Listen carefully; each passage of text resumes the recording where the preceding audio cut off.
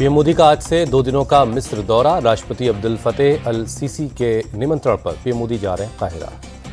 मिस्र में भारत के राजदूत अजीत गुप्ते ने पीएम मोदी के दौरे को बताया ऐतिहासिक। कहा 1997 के बाद किसी भारतीय पीएम की ये पहली द्विपक्षीय यात्रा होगी। पीएम मोदी 11वीं सदी के अल हकीम मस्जिद का दौरा करेंगे। प्रथम विश्व युद्ध में शहीद हुए भारतीय सैनिकों को श्रद्धांजलि देने हेलियोपोलिस वॉर सेमेंट्री भी जाएंगे।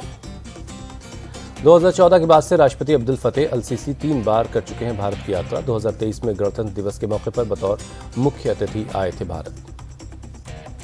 राजदूत अजीत गुप्ते ने कहा 6 महीने के अंदर 2 राजकीय दौरे से साफ है कि भारत और मिस्र आपसी रिश्तों को कितनी अहमियत दे रहे हैं। वॉशिंगटन के कैनेडी सेंटर में पीएम मोदी ने कारोबारियों से बात की। पीएम मोदी के नारे से गूंज उठा कैनेडी हॉल। पीएम मोदी ने अमेरिकी कारोबारियों को दिया भारत में निवेश का न्योता। कहा सरकार ने निवेश की जमीन तैयार कर दी है। पीएम मोदी ने कहा कारोबारियों के लिए फायदा उठाने का यही सही वक्त है। जो खेलेगा वही खिलेगा। पीएम मोदी ने कहा जो भारत से जुड़ेगा वो फायदे में रहेगा। जब जब भारत मजबूत हुआ दुनिया को फायदा मिला है। पीएम मोदी ने भारत अमेरिका पार्टनरशिप को दुनिया के लिए बताया जरूरी। कहा इस पार्टनरशिप से बढ़ा है आत्मविश्वास। पीएम मोदी ने कहा भारत और अमेरिका की साझेदारी सुविधा के लिए नहीं बल्कि बेहतर दुनिया के लिए। पीएम मोदी ने कहा भारत और अमेरिका की साझेदारी 21वीं सदी का भाग्य बदल सकती है। पीएम ने कहा विकसित भारत 140 करोड़ भारतीयों का संकल्प है। हम चुनौतियों को भी देते हैं चुनौती।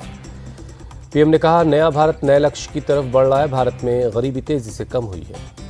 पीएम ने बताया भारतीयों की महत्वाकांक्षा की वजह से विकास मुमकिन हुआ। भारत 10वें नंबर से 5वें नंबर की इकोनॉमी बना। पीएम ने अमेरिका को दिए एयरक्राफ्ट ऑर्डर का किया जिक्र। कहा भारत की कारोबारी जरूरत से अमेरिका में भी रोजगार बढ़ेगा। पीएम मोदी ने कहा कोरोना संकट का भी उन्होंने जिक्र किया। उन्होंने कहा कि कोरोना शरीर के साथ साथ मन पर भी हमला किया। पीएम ने कहा सदी के सबसे बड़े संकट काल में भारत ने दुनिया की मदद की। 100 से ज्यादा देशों को वैक्सीन दी।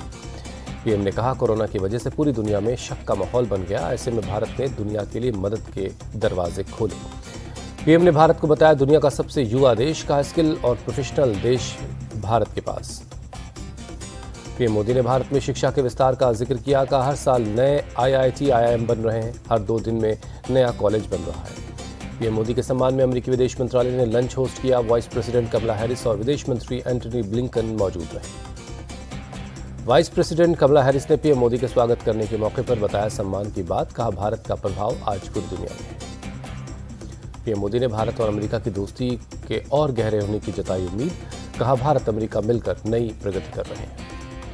पीएम ने वाइस प्रेसिडेंट कमला हैरिस की मां को याद किया। कहा कमला की मां विश्व की महिलाओं के लिए प्रेरणा रही है।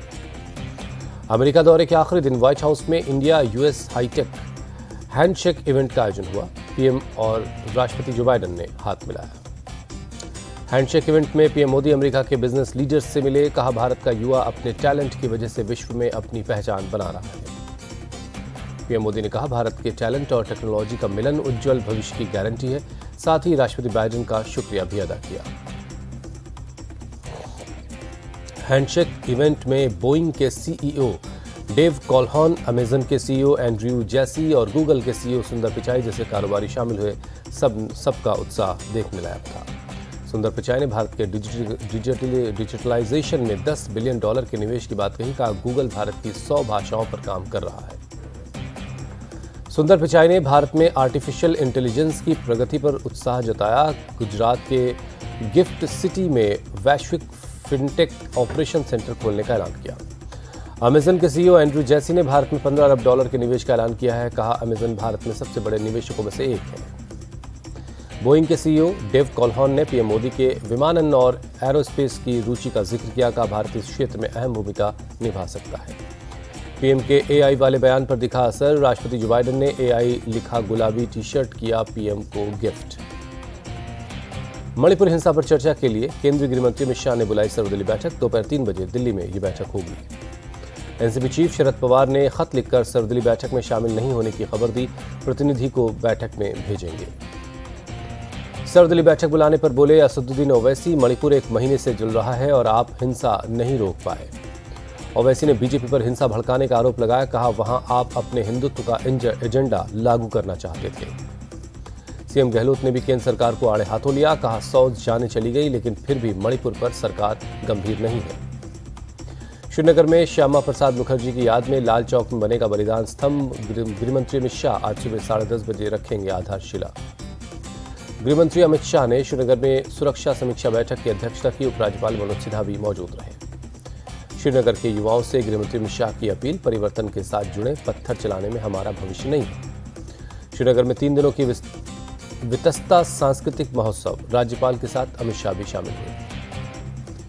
पश्चिम बंगाल पंचायत चुनाव के लिए तैयारियां तेज हुई। बांकुड़ा पहुंची सीआरपीएफ की टीम। सीआरपीएफ के एक टीम पहुंची हुगली। पश्चिम बंगाल पंचायत चुनाव के लिए सेंट्रल फोर्सेस की 315 कंपनियां केंद्र ने भेजी हैं। बंगाल चुनाव में नहीं थम रही हिंसा। सिलीगुड़ी में बीजेपी ऑफिस को अज्ञात बदमाशों ने आग लगा दी। पुरुलिया में टीएमसी कार्यकर्ताओं का प्रदर्शन। टीएमसी टाउन अध्यक्ष की हत्या का जताया विरोध। केरल के अट्टिंगल में कांग्रेस ने प्रदेश कांग्रेस अध्यक्ष सुधाकरन की गिरफ्तारी के खिलाफ खोला मोर्चा। सड़कों पर उतरकर विरोध प्रदर्शन किया। पटना में पीएम मोदी और बीजेपी के खिलाफ 15 विपक्षी दल एकजुट। सीएम नीतीश कुमार बोले, एक साथ लड़ने पर सहमति बनी है। सीएम नीतीश कुमार ने कहा, सभी पार्टियां एक साथ चुनाव लड़ेंगी। अगली मीटिंग के लिए अगुवाई कांग्रेस करेगी। पटना में कांग्रेस के खिलाफ केजरीवाल की नाराजगी खुलकर सामने आई। प्रेस कॉन्फ्रेंस में शामिल नहीं हुए। आम आदमी पार्टी ने कहा, अध्यादेश पर रुख साफ करे कांग्रेस, वरना अगली शिमला बैठक में नहीं जाएंगे। शरद पवार ने कहा, आपसी मतभेद भूलकर आगे बढ़ेंगे। 2024 का चुनाव पूरा विपक्ष मिलकर लड़ेगा। राहुल गांधी बोले, सभी पार्टियों में कुछ मतभेद, लेकिन हम सब साथ मिलकर लड़ेंगे, अपनाएंगे लचीला रुख। राहुल गांधी बोले, हिंदुस्तान की नींव पर बीजेपी और आरएसएस आक्रमण कर रहे हैं। विचारधारा की लड़ाई में हम साथ खड़े हैं। पटना के बाद फिर सजेगा विपक्षी दलों का मंच। 10 से 12 जुलाई के बीच शिमला में जुटेंगे विपक्षी दल। कांग्रेस की अगुवाई पर 2024 चुनाव पर होगा मंथन। मल्लिकार्जुन खड़गे बोले, सभी दल एकजुट होकर लड़ेंगे चुनाव। ममता बनर्जी बोली, हम सब एकजुट हैं, सब साथ मिलकर लड़ेंगे। हमें विपक्ष न बोला जाए, हम भी देश प्रेमी हैं। ममता बनर्जी ने कहा, बीजेपी ने राजभवन को सत्ता का केंद्र बनाया। कुछ भी बोलने पर पीछे लगा दी जाती है सीबीआई और ईडी। विपक्ष की प्रेस कॉन्फ्रेंस में महबूबा मुफ्ती का बयान, गांधी के इस देश को गोडसे का मुल्क नहीं बनने देंगे। लालू यादव की सभी विपक्षी दलों से अपील, कहा, अगर एकजुट नहीं होंगे तो वोट बढ़ जाएगा। देश टूट की कगार पर खड़ा है। लालू यादव ने मंच से राहुल गांधी की शादी करने की सलाह दी। कहा, हम सब भी बाराती बनकर चलेंगे। उद्धव ठाकरे ने भी बीजेपी पर साधा निशाना, तानाशाही करने वालों का विरोध करेंगे। उमर अब्दुल्ला का बीजेपी पर पलटवार, सत्ता के लिए लड़ाई नहीं लड़ रहे, विचारधारा और उसूलों की ये लड़ाई है। अखिलेश यादव ने कहा, पटना नए राजनीतिक जागरण का गवाह बना, हम सब मिलकर काम करेंगे। तमिलनाडु के मुख्यमंत्री का बयान, 23 जून 2023 में इकट्ठा हुए और मई 2024 में विजयी हुए। यही बात इतिहास में आएगी, सबका यही लक्ष्य है। विपक्ष की बैठक को स्मृति ईरानी ने स्वार्थ का गठबंधन बताया। कहा, सभी दल अपने साथ परिवारवाद और भ्रष्टाचार लाए। स्मृति ईरानी बोली, गठबंधन का मकसद अलग अलग, इनका टारगेट मोदी नहीं, देश की तिजोरी। केजरीवाल की राजनीतिक तौर पर ब्लैकमेल किया है। मैं भी नहीं चाहता नरेंद्र मोदी फिर पीएम बने। एआईएमआईएम चीफ असदुद्दीन ओवैसी का बयान। भोपाल में लगे वांटेड कमलनाथ के पोस्टर, कमलनाथ को पोस्टर में करप्शन नाथ लिखा गया है।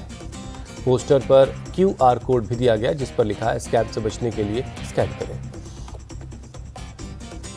यूनिफॉर्म सिविल कोड पर सपा सांसद शफीकुर रहमान बर्क का बयान, कानून लाने से नहीं होगा कोई फायदा। पूर्व पहलवान योगेश्वर दत्त ने IOA पर उठाया सवाल। कहा, धरने में शामिल 6 पहलवान सीधे फाइनल ट्रायल में लेंगे हिस्सा, ये कैसा क्राइटेरिया है। विनेश फोगाट ने योगेश्वर दत्त को कुश्ती का जयचंद बताया। कहा, ब्रिजभूषण की खुशामद करने में लगे। किसी के कहने से कोई जयचंद या भगत सिंह नहीं होता, विनेश फोगाट को योगेश्वर दत्त का जवाब। जम्मू कश्मीर के पुंछ सेक्टर में LOC पर सुरक्षा बलों और आतंकियों के बीच एनकाउंटर, मौके पर हुई गोलीबारी। संदिग्ध गतिविधि देखने के बाद सेना के जवान हुए थे अलर्ट, पूरे इलाके में घेर कर ऑपरेशन चलाया। हिमाचल प्रदेश के कांगड़ा में मिला हैंड ग्रेनेड, पूरे इलाके में मची दहशत। बम निरोधक दस्ते ने हैंड ग्रेनेड को डिफ्यूज किया, मामले की जांच जारी है। नैनीताल में मामूली सी बात पर नाव के चालक और पर्यटक बुरी तरह से भिड़ गए, पूरे मामले का वीडियो आया सामने। नाविकों और पर्यटकों के बीच पतवार से लड़ाई हुई, कुछ पर्यटक झील में गिरते हुए दिखाई दे रहे हैं। मौके पर तमाशबीनों की जुटी भीड़, पुलिस के पहुंचने पर दोनों पक्षों को शांत करवाया गया। जामनगर के साधना कॉलोनी में 2 मंजिला इमारत धराशायी हो गई, पूरे इलाके में मची अफरा तफरी।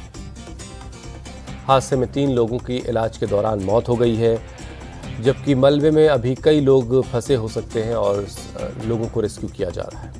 असम में बाढ़ और राहत के काम पर बोले मंत्री रंजीत कुमार दास, बाढ़ से करीब 20 जिलों के 5 लाख लोग प्रभावित हुए हैं। रंजीत कुमार दास ने बताया, कई लोगों को रेस्क्यू किया गया है, राहत कैंप भी बनाए गए हैं। रंजीत कुमार दास ने बताया, मुख्यमंत्री ने दिए साफ निर्देश, किसी को कोई कमी नहीं होनी चाहिए, सरकार ने हर तरह के इंतजाम किए हैं। झारखंड के दुमका में बड़ा हादसा, नदी में नहाने के दौरान एक ही परिवार के 3 लोग डूब गए। एक शख्स अपनी बेटी और बेटे को टायर के ट्यूब में बिठाकर नदी में नहलाने ले गया था। दूर जाने पर संतुलन बिगड़ने की वजह से यह हादसा हुआ। मौके पर पुलिस ने चलाया राहत और बचाव का काम। बेटी का शव बरामद कर लिया। 2 लोगों की तलाश अभी की जा रही है। यूक्रेन के खेरसोन में रूसी मिसाइल हमला, 2 लोगों की मौत, 4 लोग जख्मी हैं। यूक्रेन के अधिकारियों के मुताबिक एक ट्रांसपोर्ट कंपनी पर हमला हुआ, घायलों को अस्पताल में भर्ती करवा दिया गया है।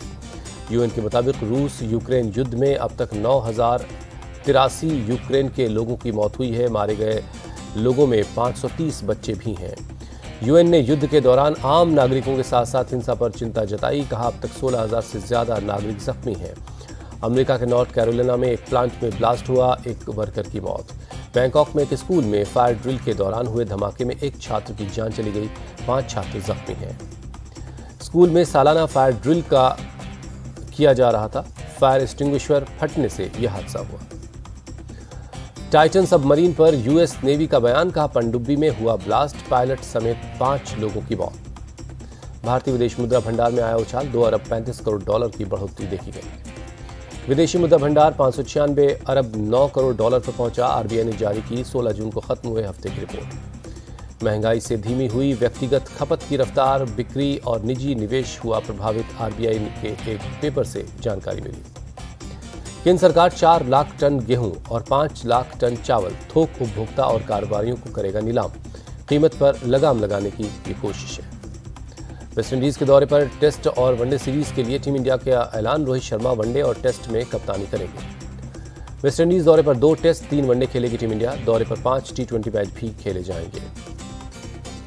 रोहित शर्मा टेस्ट और वनडे में करेंगे कप्तानी। अजिंक्य रहाणे को टेस्ट टीम का उप कप्तान बनाया गया, जबकि हार्दिक पांड्या को वनडे टीम की उप कप्तानी दी गई है। यशस्वी जायसवाल और ऋतुराज गायकवाड़ को टेस्ट टीम में मौका मिला है। ऋतुराज को वनडे टीम में भी जगह दी गई है। युवा तेज गेंदबाज मुकेश कुमार पहली बार टीम इंडिया में शामिल हुए। टेस्ट और वनडे टीम में सिलेक्शन हुआ। जयदेव उनादकट को भी टेस्ट और वनडे टीम में मौका मिला है। नवदीप सैनी को टेस्ट टीम में जगह मिली है। संजू सैमसन की भी वनडे टीम में हुई वापसी। चेतेश्वर पुजारा को टीम इंडिया की टेस्ट टीम में नहीं मिला मौका। तेज गेंदबाज मोहम्मद शमी को दिया गया आराम। उमरान मलिक की भारत की वनडे में हुई वापसी। वेस्टइंडीज के दौरे पर विराट कोहली वनडे में बना सकते हैं रिकॉर्ड। सचिन तेंदुलकर का सबसे कम पारी में 13,000 रन बनाने वाला रिकॉर्ड तोड़ सकते हैं। सचिन तेंदुलकर के रिकॉर्ड से 102 रन दूर हैं विराट कोहली। सचिन ने 321 पारी में बनाए थे 13,000 रन। कोहली अब तक 265 पारी में बना चुके हैं 12,898 रन। वीरेंद्र सहवाग ने चीफ सेलेक्टर बनने की अफवाह पर तोड़ी चुप्पी। कहा, बीसीसीआई से ऐसा कोई ऑफर नहीं मिला है। नीदरलैंड्स में छुट्टियां मना रहे विराट कोहली और अनुष्का शर्मा की तस्वीर हुई वायरल। फोटो में फैंस के साथ नजर आ रहे हैं विराट और अनुष्का। वर्ल्ड कप क्वालिफायर में श्रीलंका की धमाकेदार जीत, ओमान को 10 विकेट से हराया। ओमान ने श्रीलंका को जीत के लिए 99 रनों का लक्ष्य दिया था। श्रीलंका ने 15 ओवर में बिना विकेट खोए जीत हासिल कर ली। वर्ल्ड कप क्वालिफायर के दूसरे मुकाबले में स्कॉटलैंड की लगातार दूसरी जीत, यूएई को 111 रनों से हराया। स्कॉटलैंड ने यूएई को 283 रनों का लक्ष्य दिया था। यूएई की टीम 36वें ओवर में 171 रन बनाकर ढेर हो गई। वर्ल्ड कप क्वालिफायर में आईसीसी ने अमेरिकी खिलाड़ी काइल फिलिप को बैन किया। अवैध गेंदबाजी एक्शन को लेकर किया बैन। ऑस्ट्रेलिया और इंग्लैंड के बीच महिला एशेज के दूसरे दिन इंग्लैंड ने पहली पारी में 2 विकेट खोकर 282 रन बनाए। ऑस्ट्रेलिया ने पहली पारी में 473 रन बनाए थे। आंदोलन में शामिल 6 पहलवानों को ट्रायल से मिली छूट। पहलवान योगेश्वर दत्त ने कुश्ती को लिए बताया काला दिन। World table tennis contender tournament के सेमीफाइनल में पहुंची मनिका बत्रा और साथियन की जोड़ी जर्मनी की जोड़ी को 21 मिनट में धूल चटा दी। संजय दत्त ने शेयर किया कुल्हाड़ी से लकड़ी काटता हुआ एक वीडियो। 63 साल की उम्र में दिखी संजय दत्त की। काजोल का दावा, प्यार की बदल गई परिभाषा। 90 के दशक में जो जुनून था अब वो बेवकूफी है। बेटी को गोद में उठाए स्पॉट हुए रामचरण। पत्नी उपासना के साथ अस्पताल से बाहर निकलते हुए नजर आए।